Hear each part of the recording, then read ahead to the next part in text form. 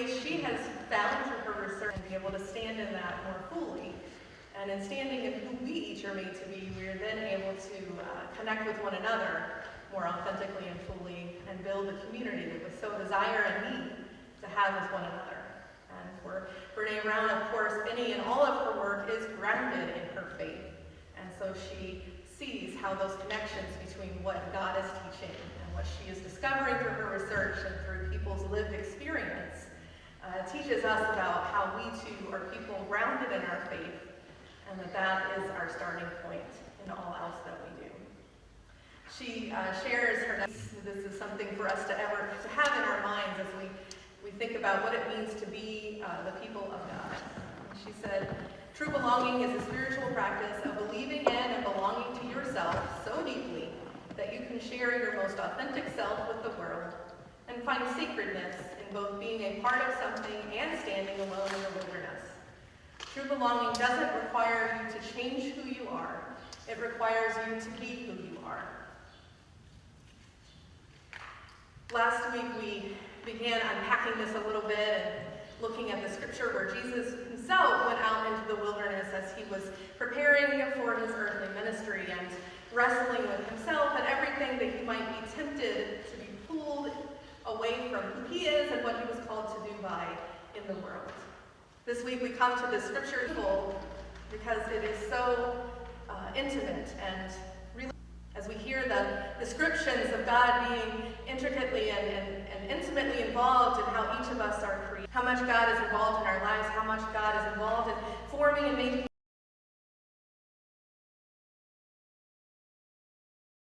us discover that this person is so grounded in there in the hardest of times. The Psalms remind on God and discover a way forward. As we look to some of the language that is in there, we hear this language about being fearful, fearfully and wonderfully made. In the scripture is meaning deserving of awe. God made us intentionally with reverence and beauty.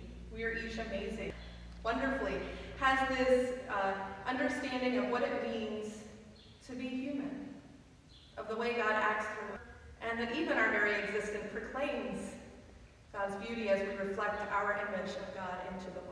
And for love, yara, which is connected to the fearful, but it also that we are honoring and that we are made. We are made to serve, we are made to love, we are made but for the purpose of connecting and loving one another. Each with beauty, each special and each meant to be here and to be here. And when we think about that, about ourselves and about one another, and end up changing all of our communities and our world. Brene Brown goes into ourselves the way God first in this way before we can begin to see one another and relate to one another. And she said that she's discovered a list plus.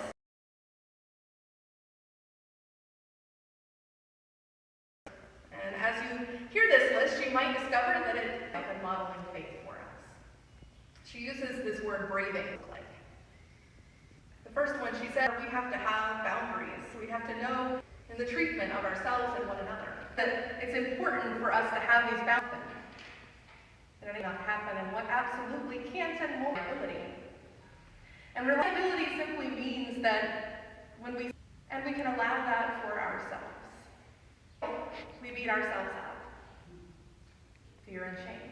We're trying to be perfect and everything is exactly to be honest and authentic. And what is happening. Understanding that of course, ties into some of this reliance that we try to heal things and to make today I didn't do so well. Accountability, trusting ourselves, that breakdown of accountability, ourselves accountable. And about when we think about that we are people and another for one reason or another, and to actually isolate ourselves, even though we think that God for one another and for ourselves, because how we in his spiritual relationship understand it. Honestly, who we are. are. Is real and to be honest and authentic. Of us have said something or done something and we're like, that's out of character. Non-judgmental. The end. This one is a hard one too, right? We somehow think that we can separate from it. We can judge someone else, that we can be perfect one day. When Jesus calls someone to follow him, he says, you're a horrible person. I see you for who you are fully, and we are challenged to see ourselves, and then in turn we can relate to one another in that same way, in all ways. How often do we assume? How often do we try to guard what we have? Long list. Because when we find ourselves struggling to live into who we are, where am I not living into this? Where lives we can then do that work in community together.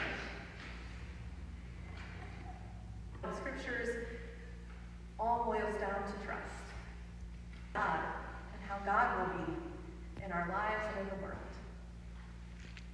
The scriptures remind us that Renee Brown, and for this journey we are in the wilderness alone with ourselves, and how even though that's hard, it is essential so that we can learn to be together. She says that, and then we can have help because we each are standing in who we are and who we are created to be. The museum, the Holocaust Museum recently, and it was of an older Jewish man. When he saw the Hitler Youth, they were all together, and he felt that longing to belong. He knew how awful it was. This is belong to something in a way that's not true, not real, not authentic. There's some harm that might come from it.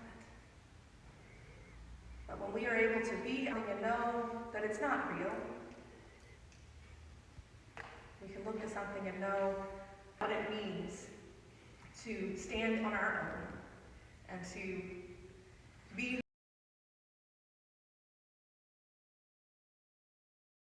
One of the quotes that Brene Brown shared in her writing was that if you can see the path laid out in front of you step by step, you know it's not your path.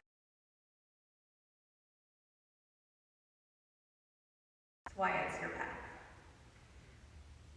In the scriptures, we're reminded of caring for us. We certainly know that doesn't mean that every fully in the moment, being ourselves, who God made us to be fully in the moment, in this day, in this space, the day after, and the day after. When we are looking at life and looking at ourselves and what we are doing, how we are being, we can see that path and possibility for something different. We can see a path and possibility to try things that we think are already set in stone. To belong to myself and to God, first and foremost, with belonging to some group that doesn't even matter. And understanding trust and learning to trust. It's been the lack of trust in who I am and that matters and is good enough, who I am, to try to fit into some group. We are each beautiful, that as intentionally created, our own unique paths. And so in order for us to build the world that we so envision and desire, to strip away that which has harmed and covered us, to live into who God made us to be.